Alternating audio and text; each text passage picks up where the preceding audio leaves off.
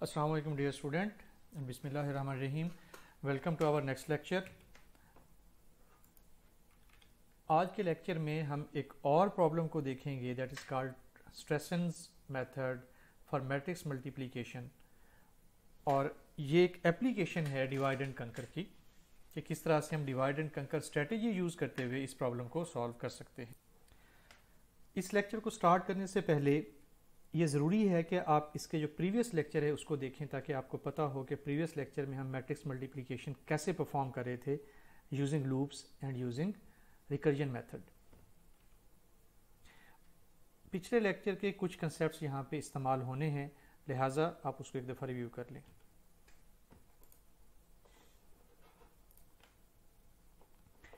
Okay,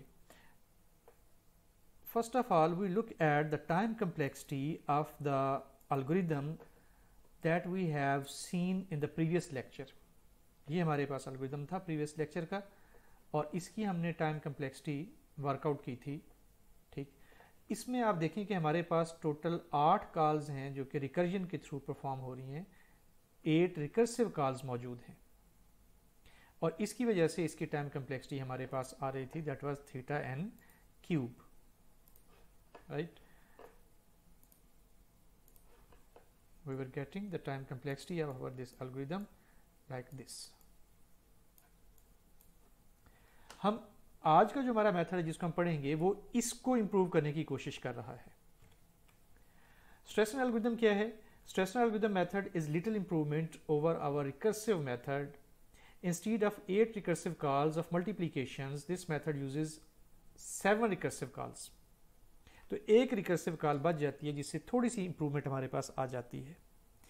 ये method बड़ा complex सा आपको लगेगा, but instead it's easy to code and easy to understand. Detail इसकी ज़्यादा है लेकिन इसकी इम्प्लीमेंटेशन ईजियर है। और इससे आपको एक और चीज़ भी समझ आएगी कि जब हमारे पास कोई प्रॉब्लम एग्जिस्ट करता हो तो हम उसके किसी भी पॉसिबल वे से उसको सोचने की कोशिश कर सकते हैं सच दैट कि उसमें इंप्रूवमेंट आ जाए। Strassen algorithm method works in 4 steps। Number 1, divide the matrices A, B, C into 4 parts, each totaling 12, each of says n by 2। 12 कैसे? Let's say that हमारे पास 3 matrices हैं A, B, C, इसको हम 4 हिस्सों में डिवाइड करेंगे। मिसाल के तौर पे जो हमारे पास A है, A को हम A11, A12, A21, A22, ठीक, 4 पार्ट्स में डिवाइड कर देंगे और हर पार्ट का साइज जो है ओरिजिनल मैट्रिक्स के साइज से हाफ होगा। फॉर एग्जांपल अगर ओरिजिनल मैट्रिक्स का साइज 4 into 4 है तो हर सब मैट्रिक्स का जो हम क्रिएट करेंगे उसका साइज 2 into 2 होगा। इसको हम पिछले लेक्चर में डिटेल में देख चुके हैं। तो 4 सब मैट्रिसेस ए के लिए आएंगे, 4 सब मैट्रिसेस बी के लिए आएंगे और 4 ही सब मैट्रिसेस सी के लिए आएंगे। तो टोटल हमारे पास 12 सब मैट्रिसेस बन जाएंगे और हर सब मैट्रिक्स का साइज n/2 होगा। That would be the step 1। Step 2 में क्रिएट 10 मैट्रिसेस, 10 और मैट्रिक्स बनाने होंगे। They are named as S1 to S10, S1, S2, S3 up to S10, each of which is of size n/2। हर एक का size कितना होगा? n/2 ही होगा। each of these is sum or difference of 2 matrices which are created in first step। यानी ये जो हमने इस स्टेप में हम पार्टीशंस बनाई हैं उनमें से कुछ को ऐड करेंगे, कुछ को सब्ट्रैक्ट कर रहे होंगे, तो इस तरह से हम ये 10 मैट्रिसेस बना लेंगे। इसकी डिटेल आगे आएगी। तो ये 10 मैट्रिसेस जो बनेंगे दे either would be sum or the differences of the 2 matrices। For example, this may be possible कि मैं इस किस्म का एक मैट्रिक्स बना दूं A11 प्लस B11, तो मैं इसको कह दूं कि ये मेरे पास लेट S1 है। चलें, तो हम इस तरह से काफ़ी सारे मैट्रिसेस बना लेंगे। दूसरा हो सकता है मिसाल के तौर पे ऐसे हो जाए A21 minus A22, that is our S2 तो ऑल दिस पॉसिबिलिटी। ठीक, अब ये कैसे होगा एग्जैक्टली इसको अगली स्लाइड के अंदर हम डिस्कस करेंगे। अभी हमें सिर्फ ये आइडिया होना चाहिए कि हम मैट्रिसेस जो हमने स्टेप 1 में क्रिएट किए हैं उनके एलिमेंट्स को लेके ऐड और सब्ट्रैक्ट करके ये एस मैट्रिसेस क्रिएट कर रहे होंगे। These matrices can be created in theta n square, right? Theta n square इसका टाइम कैसे होगा, यानी ये जो हमने क्रिएट करने हैं, अच्छा इसकी टाइम कम्प्लेक्सिटी और इसकी टाइम कम्प्लेक्सिटी, ठीक है, हर एक स्टेप की टाइम कम्प्लेक्सिटी हम आगे डिस्कस करते हैं। इसको भी सिर्फ आप जहन में रखें कि थीटा n square होगा। How that would be we will see it in the later slides. Step 3, using the sub matrices created in step 1 and the 10 matrices created in step 2, recursively compute the 7 matrix products, these P1, P2, P7. Each of these will be of size n by 2, यानी n by 2 size के 7 और matrices बनाने हैं और वो matrices हम multiply करके हासिल कर रहे होंगे। पीछे जो हमने स्टेप 1 और स्टेप 2 में मैट्रिसेस क्रिएट किए हैं उनको मल्टीप्लाई करके ये 7 हम क्रिएट करेंगे। अब उनको कैसे मल्टीप्लाई करेंगे इसकी डिटेल भी आगे आपको मिलेगी। Then at step 4 we compute the desired sub matrices C1 1, C12, C21, C22। C is our result matrix, तो उसके चारों जो सब मैट्रिसेस हैं हम अलग-अलग कैलकुलेट करेंगे और फिर उनको हम एज ए सिंगल मैट्रिक्स बना लेंगे। ठीक है, we can compute all matrices in theta n square. Step 4 की टाइम कम्प्लेक्सिटी भी थीटा एन स्क्वायर ही होगी। ये कैसे होगी इसको भी हम आगे देखते हैं। Let we look at step 1, Strassen algorithm. Strassen algorithm के अंदर हम क्या करें कि पार्टीशन, पहले स्टेप के अंदर we will partition the matrices A B C into 4 parts each totalling 12, ठीक, totalling 12 each of size n by 2। ठीक है, it takes theta n square time. इसको हमने देखा था प्रीवियस लेक्चर के अंदर कि अगर हमने मैट्रिसेस को पार्टीशन करना हो तो हम इतना टाइम लगा के उनको पार्टीशन कर सकते हैं। लेकिन इस लेक्चर में हम उसका एक इम्प्रूव्ड वर्जन देख रहे हैं, वो ये है कि हम इस तरह की इंडेक्सिंग करके पार्टीशन कर सकते हैं। और इस तरह की जब हम इंडेक्सिंग करेंगे तो हमारे पास जो टाइम कम्प्लेक्सिटी निकलेगी that would be theta of some constant, basically that would be theta of 1।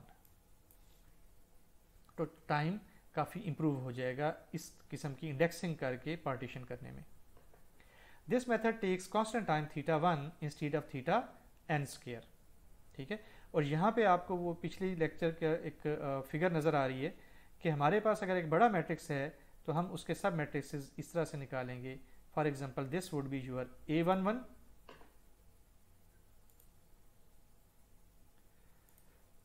This would be A12,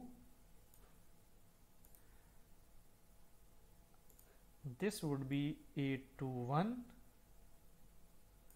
and the final this would be A22। ठीक है, तो आप देख सकते हैं कि this is here, this is here, this is given over here। ठीक, तो इस तरह हमें ये समझ आ गया कि किस तरह से हम 4 पार्टीशन कर सकते हैं अपने एक बड़े मैट्रिक्स की। और आप देख सकते हैं कि जो बड़ा मैट्रिक्स है उसका साइज क्या है, that is 4 by 4।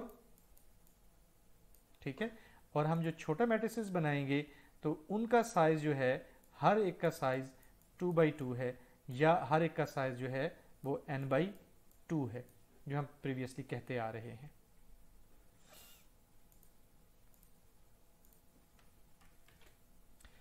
Step 2 of Strassen algorithm, create the following 10 matrices. हमने यही कहा था कि 10 मैट्रिसेस क्रिएट करें एस ये वाले, तो ये हम 10 मैट्रिसेस क्रिएट करेंगे दैट आर द सम और addition of the matrices which are created in step 1।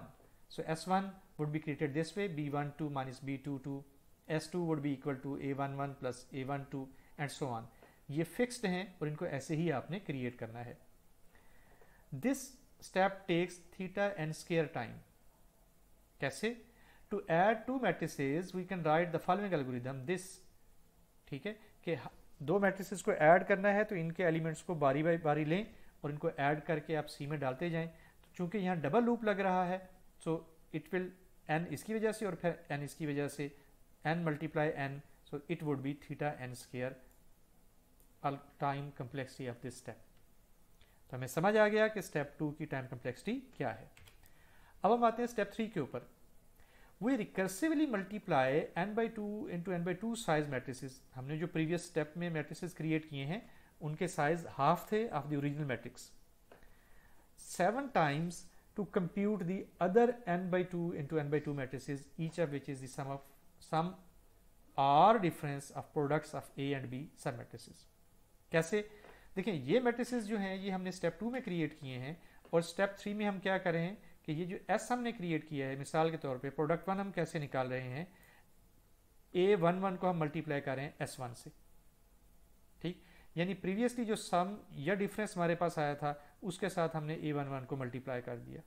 इसी तरह से P2 निकालेंगे, P3, P4, P5, P6, P7, ठीक। तो ये 7 हमने प्रोडक्ट्स निकालनी है। जब हम पिछला एल्गोरिथम यूज कर रहे थे रिकर्जन वाला, तो उसमें हमने देखा था कि 8 रिकर्सिव कॉल आती हैं, तो हमारे पास टाइम कम्प्लेक्सिटी कुछ इस तरह से बनती है उसकी, ठीक। Theta n log 8 that is equal to theta n of cube. लेकिन इस स्टेप में हमारे पास 7 स्टेप हैं, ठीक है, 7 प्रोडक्ट्स हमने निकाली हैं, तो टाइम कम्प्लेक्सिटी इस स्टेप की क्या बनेगी, that would be theta n log 7, not 8, 7, that is equal to theta n raise power 2.8। अब ये जो है ये इससे कम है इसकी टाइम कम्प्लेक्सिटी, तो हमें थोड़ी सी इंप्रूवमेंट मिल गई ओवर द प्रीवियस एल्गोरिथम, ठीक। रिसर्च का एक पहलू ये भी होता है कि अगर आप कोई नया मेथड डिजाइन कर रहे हैं और वो पिछले मेथड से थोड़ा सा भी इंप्रूव कर जाता है, it's your success, that is your research. Okay, इस स्लाइड पे हम ये देखते हैं कि लेट्स से दैट हमारे पास एक मैट्रिक्स है A और एक दूसरा मैट्रिक्स है B। अगर हम इनको आपस में मल्टीप्लाई करें A और B को, we get these terms A11, B11, A12, B21, right. So in this way we get these 4 terms. पहली टर्म को हम कहेंगे कि ये हमारा C11 है, अगली टर्म को कहेंगे हम ये हमारा C12 है, ये वाली टर्म हमारी C21 होगी, और ये वाली टर्म जो है दैट वुड बी C22, ठीक। तो यहाँ नीचे आप देखें इन्हीं टर्म्स को यहाँ लिखा हुआ है कि C11 that is equal to A11 B11 this plus A12 B21 A12 B21, ठीक है। वहाँ पे लोअर केस में लिखा हुआ है, यहाँ कैपिटल केस में लिखा हुआ है, तो उसका फर्क नहीं है। आपको बात समझ आ रही है तो इट्स ओके। इसी तरह से C12 हमने फाइंड किया, C12 is this term, right, this one, so that is A11 B12 B12 plus A12 B22 A12 B22। तो इसी तरह से हमने C21 और C22 को भी ले लिया। हमें ये अब इस स्लाइड के ऊपर ये बात समझ आ गई कि ये 4 टर्म्स हमने as a final output generate करनी है अपनी स्ट्रेसन एल्गोरिथम से। तो इसके जो आगे एक्सप्रेशंस हैं ये वाले, ये आपके जहन में होने चाहिए। Now we come toward the final step of this algorithm. We add and subtract the product matrices जो कि हमने पिछले स्टेप के ऊपर जनरेट किए थे, created in step 3 to construct the 4 half size matrices. ये 4 कौन से होंगे? ये वही C11, C12, C21, C22 like these, ठीक है, of the product C. Now substitute, अच्छा ये कैसे जनरेट करेंगे, यहाँ पे देखें कि P11 जो है ये हम पिछली स्लाइड के ऊपर इस तरह से क्रिएट करके लाए थे। अब यहाँ पे हम C11 को कैसे जनरेट करें, C11 is equal to P5 P4 minus P2 plus P6। तो ये एक्सप्रेशन हमें बताएगा कि हमने C11 को कैसे जनरेट करना है। जस्ट टू एक्सप्लेन इट, हम क्या करते हैं, वो जो P की वैल्यूज थी हमारे पास यहाँ पे ये वाली, ठीक है, इन वैल्यूज को उठा के हम P की जगह के ऊपर प्लेस कर देते हैं। मिसाल के तौर पे P5 के हमारे पास P5 ये है, ये वाली टर्म, ठीक, A11 B11 A11 B22 A22 B11 and A22 B22। सो हमने इस टर्म को उठाया और इसको हमने यहाँ पे प्लेस कर दिया, ठीक है। ये जो ब्रैकेट में टर्म आपको लिखी हुई नजर आ रही है, ये सारी की सारी ये आपका P5 ही है। इसी तरह से फिर हमने P4 की वैल्यू यहाँ पे उठा के प्लेस कर दी। सिमिलरली हमने माइनस की उसके बाद P2 की value and then we added the value of P6। तो इस तरह ये 4 टर्म्स हमने इस टेबल से उठा के इधर प्लेस कर दी अकॉर्डिंग टू दिस फार्मूला, ताकि हम इसको प्रोसेस कर सकें। ओके, उसके बाद ब्रैकेट्स को ओपन किया, ठीक है। ब्रैकेट्स ओपन करने के बाद हमारे पास ये एक्सप्रेशन आ गया। अब इस एक्सप्रेशन में कुछ टर्म्स जो है वो नेगेटिव में है और कुछ पॉजिटिव में है। मिसाल के तौर पे दिस पॉजिटिव A11 B22 और सेम यही नेगेटिव टर्म है A11 B22, तो ये आपस में क्रॉस हो जाएंगे। इसी तरह से ये टर्म हमारे पास मौजूद है, that would be crossed by this. Similarly इस टर्म को हम इसके साथ क्रॉस कर देंगे, इसको इसके साथ क्रॉस कर देंगे, हमारे पास ये टर्म बच जाएगी और ये टर्म बच जाएगी, जिसको मैंने यहाँ पे लिख दिया, that is equal to C11। और उसी को रीअरेंज करके दोबारा इस तरह से लिख दिया C11, ठीक। और ये जो 4 इक्वेशनें यहाँ पे लिखी हुई हैं, ये वही हैं जो हमने पिछली स्लाइड पे देखी थी, ठीक। तो देखें इस जगह से जो जनरेट हुई है हमारे पास, वो ये चीज़ जनरेट हो गई है, यानी C11 सही है, ये फार्मूला सही है, ये मैं C11 जनरेट करके दे देता है like this.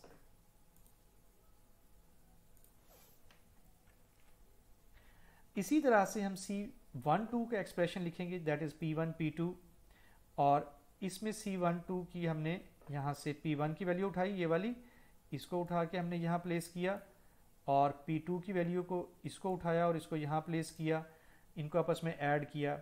This negative term is cancelled out by this term, this positive term, हमारे पास 2 टर्म्स बच गई जो यहाँ मैंने लिख दी, और ये आपको नजर आ रहा है कि दैट इज द C12। हमने वेरीफाई करके भी देख लिया कि C12 का यही एक्सप्रेशन है। इसी सीक्वेंस को फॉलो करते हुए हम C21 जनरेट करते हैं, that is given by this formula P3 plus P4। तो हमने P3 और P4 इन दो का जो है ये वाले टर्म्स उठा के हमने प्लेस कर दी, सब्स्टिट्यूट कर दी अपने एक्सप्रेशन के अंदर, और जो नेगेटिव टर्म्स थी उनको कैंसल आउट कर दिया। Finally we get this and that is here given by this, ठीक। ओके, सो हमने तीसरी टर्म भी जनरेट कर ली। उसके बाद हम आते हैं फोर्थ टर्म के ऊपर, that is given by this formula, और उसी प्रीवियस प्रैक्टिस को हमने आगे बढ़ाया कि P5 की जगह पे इस टेबल से P5 की वैल्यू उठाई, प्लेस की, फिर हमने P1 की वैल्यू उठा के प्लेस की, ठीक, और तमाम P3 और P7 की वैल्यूज को प्लेस किया। अगले स्टेप के अंदर जो पॉजिटिव और नेगेटिव टर्म्स थी आपस में कैंसिल आउट हो रही थी, उनको कैंसिल आउट किया, और फाइनली हमारे पास ये टर्म बच गई and we get this, right. This takes theta n square time. क्यों? क्योंकि हम क्या कर रहे हैं, हम ये टर्म्स तो हमारे पास कैलकुलेट हुई हैं पहले से ही, A11 और B12 इनको हम मल्टीप्लाई करके पीछे निकाल चुके, ठीक है। क्योंकि इस स्टेप 4 के अंदर हम ये वाला काम कर रहे हैं एक्चुअली, और ये एडिशन या सब्ट्रैक्शन ही हो रही है, और एडिशन या सब्ट्रैक्शन जो है वो थीटा एन स्क्वायर में ही सॉल्व होती है हमारे पास, ठीक है। इसको हम पीछे स्लाइड के ऊपर भी देख चुके थे। तो इसकी टाइम कम्प्लेक्सिटी भी हमारे पास थीटा एन स्क्वायर आ गई। Time complexity of Strassen algorithm, ठीक है। स्टेप 1 की टाइम कम्प्लेक्सिटी क्या थी, that was theta n square. Step 2 की थीटा एन स्क्वायर। स्टेप 3 की थीटा log 7 यानी थीटा एन 2.8, और स्टेप 4 थीटा एन स्क्वायर। इन चारों स्टेप की टाइम कम्प्लेक्सिटीज को अगर हम ऐड करें, so we get this, which is theta n square plus theta n square and this. So I can say that here you can write that this is basically 3 theta n square, but 3 is a constant, तो वो asymptotic notation के अंदर वो उसको हम subsume कर लेते हैं, ख़त्म कर लेते हैं, ठीक है। तो हमारे पास थीटा एन स्क्वायर ही बच जाएगा, और अगेन फिर हम एसिम्प्टोटिक नोटेशन को वर्कआउट करें तो बड़ी वाली वैल्यू हम रख लेंगे, छोटी वैल्यूज को हम ड्रॉप कर देते हैं। So we get this theta n 2.8। Stetson method is asymptotically faster than the straightforward squared matrix multiply procedure, जो कि हमने पिछले लेक्चर में देखा। उसकी टाइम कम्प्लेक्सिटी क्या थी, that was theta n cube, और हमारे इसकी टाइम कम्प्लेक्सिटी क्या निकल रही है, दैट इज थीटा एन 8। तो थोड़ा सा हमारा ये एल्गोरिदम फास्टर है प्रीवियस वन से। इस स्लाइड के ऊपर मैंने उस प्रोग्राम को लिस्ट कर दिया हुआ है, पाइथन प्रोग्राम इसी एल्गोरिदम को इम्प्लीमेंट करने के लिए। तो आप यहाँ से इसको देख के अपने पास इम्प्लीमेंट करके चला के देख लें कि क्या ये सही काम कर रहा है या नहीं कर रहा है, ठीक है। और ये कोड चूंकि सारा एक ही स्क्रीन के ऊपर नहीं आ सकता था, तो उसको मैंने ब्रेक करके छोटे छोटे पार्ट्स में लिख दिया है। This is part 1, this is part 2, this is part 3, 4 and 5, right. I hope आपको ये छोटा सा एल्गोरिदम, स्टेशनरी एल्गोरिदम समझ आ गया होगा कि किस तरह से जो है ये प्रीवियस एल्गोरिदम को इम्प्रूव करता है, ठीक। विद दिस, अल्लाह हाफिज़, थैंक्स अ लॉट।